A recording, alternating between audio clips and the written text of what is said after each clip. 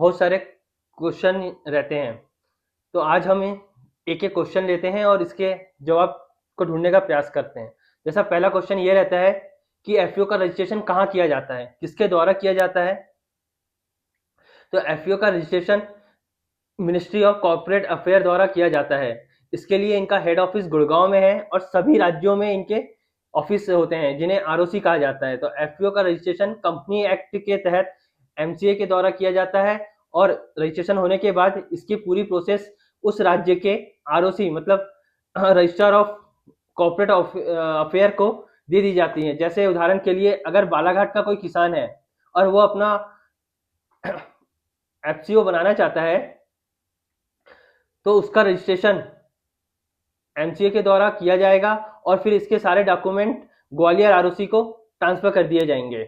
दूसरा question, FPO में कितने लोग होते हैं, ये किस प्रकार से काम करता है, ये क्या होता है। एफपीओ में कितने लोग काम करते हैं, एफपीओ का संगठन किस तरीके से होता है, ये भी एक डाउट रहता है। तो एफपीओ में कम से कम 10 सदस्य होना चाहिए। 10 सदस्य क्यों होना चाहिए? 10 सदस्य वो होना चाहिए जो किसान हो। ये आपस में मिलकर एक ऑर्गेनाइजेशन बनाते हैं और इसको रजिस्ट्रेशन कंपनी के फॉर्म में किया जाता है। एफपीओ एक कंपनी होती है, एक लीगल बॉडी होती है। तीसरा क्वेश्चन ये रहता है कि अगर मेरे पास जमीन नहीं है तो क्या मैं एफपीओ बना सकता हूँ, क्योंकि मैं बहुत समय से किसानी का काम तो कर रहा हूँ पर मेरे पास जमीन नहीं है। तो हाँ, आप एफपीओ के तहत अपना रजिस्ट्रेशन करवा सकते हैं। इसके लिए कम से कम 10 या 12 ऐसे किसान होना चाहिए, या उसमें से ऐसे कुछ किसान होना चाहिए जिनके पास लैंड नहीं है।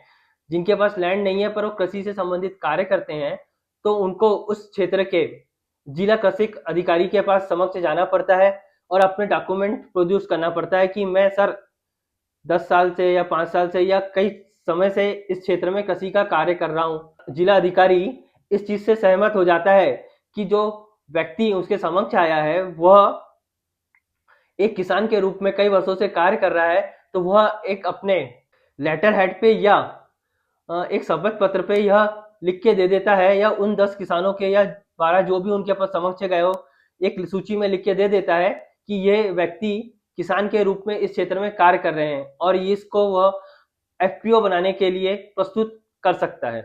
इसके बाद क्वेश्चन ये भी रहता है कि जो 10 किसान हुए कम से कम वो एक ही गांव के होना चाहिए। नहीं, इसके लिए कोई पाबंदी नहीं है। एफपीओ बनाने के लिए जो व्यक्ति या आपस में जुड़ते हैं वो एक गांव के या एक शहर के या एक जिले या देश के किसी भी राज्य या किसी भी सदस्य के हो सकते हैं। वो 10 अलग अलग राज्य के, अलग अलग जिले या अलग अलग गांव के भी हो सकते हैं, या वो एक ही परिवार के भी हो सकते हैं। अगला क्वेश्चन किसान भाइयों के मन में ये रहता है कि मेरे गांव में 2 या 3 से ज्यादा एफपीओ है तो मैं भी अपना एफपीओ बना सकता हूँ। हाँ, आप बना सकते हैं। जैसे एग्जांपल लेते हैं, बालाघाट के चरे गांव में 2 या 3 प्रोड्यूसर कंपनी पहले से ही कार्य कर रही है और हम 15 व्यक्ति भी चरे गांव में ही रहते हैं, तो हाँ, मैं अपना प्रोड्यूसर कंपनी बना सकते हैं। मेरे परिवार के ही 10 सदस्य हैं जो 10 के 10 किसान हैं, तो क्या मैं अपने परिवार में ही एफपीओ बना सकता हूँ? हाँ, उसके लिए व्यक्ति अलग अलग जगह का होना जरूरी नहीं है। मैं एक परिवार के भी 10 सदस्यों को मिला के अपना एफपीओ बना सकता हूँ। अगर मैंने आज एफपीओ बना लिया तो क्या मुझे कल से ही इसका लाभ मिल जाएगा या मेरी आय दुगनी हो जाएगी? नहीं, एफपीओ एक प्रकार से सिर्फ संगठन है। यह 10 अलग अलग इंडिविजुअल की ताकतों को एकत्र करने का एक माध्यम है।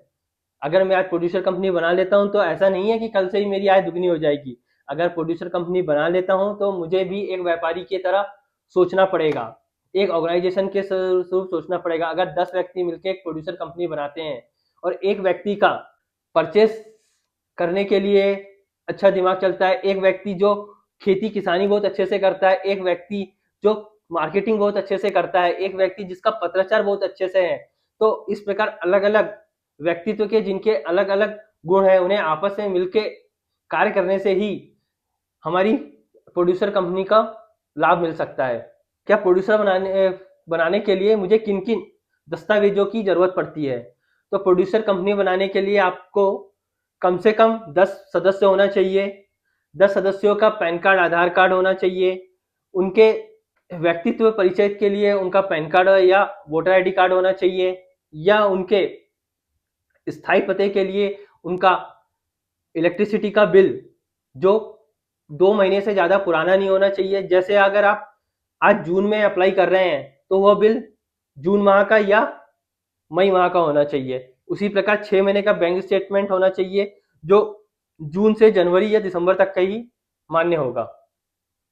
इन दस्तावेजों के अलावा एक डीएससी रिक्वायरमेंट रहती है जो उस प्रोड्यूसर कंपनी के डायरेक्टर बनेंगे उनके लिए। इन दस्तावेजों को हम ऑनलाइन माध्यम से या हमारे टैक्स डॉक्टर वेबसाइट से भी आप अप्लाई कर सकते हैं।